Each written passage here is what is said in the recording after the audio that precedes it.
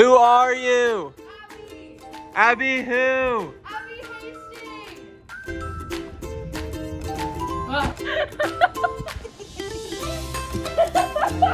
I was a child once.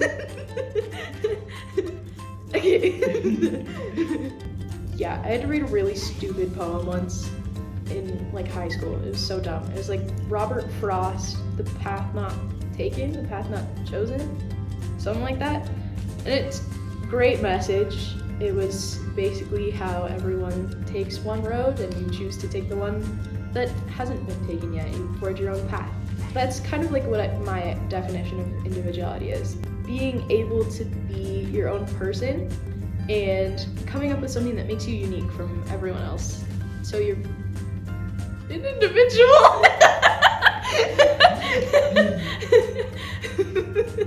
My whole family is like super logical. There's not a single creative person in my family. Like if you handed a crayon to anyone in my family, they wouldn't even be able to draw like a stick person. They're so bad at it.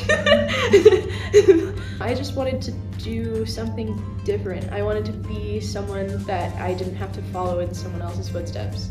So creativity, that's kind of where I was led to. And now I am the only creative in my family. My family always wants to see like my projects and see what I've made and that kind of thing. Because every time I show my family my projects, they're like, "Oh, this is the coolest thing I've ever seen." I'm like, I spelled graphic design wrong.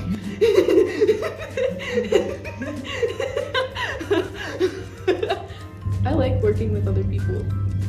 It's fun to like be able to see what everyone does and like see bits of their own personality and like what they create, and I think that's really important in being a creative.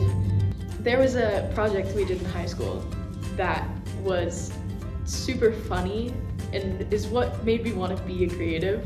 We had to take a picture from like our childhood or something like that and like graph it out and then put it onto a piece of paper and then use like pastels on it.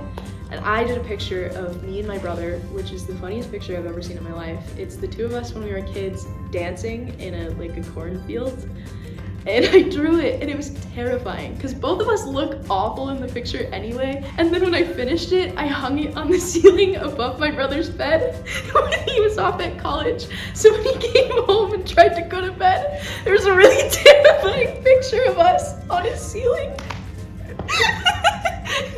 That project was the most fun I've ever had doing art, and the more I worked on it, the more I was like, this is like what I want to do with my life.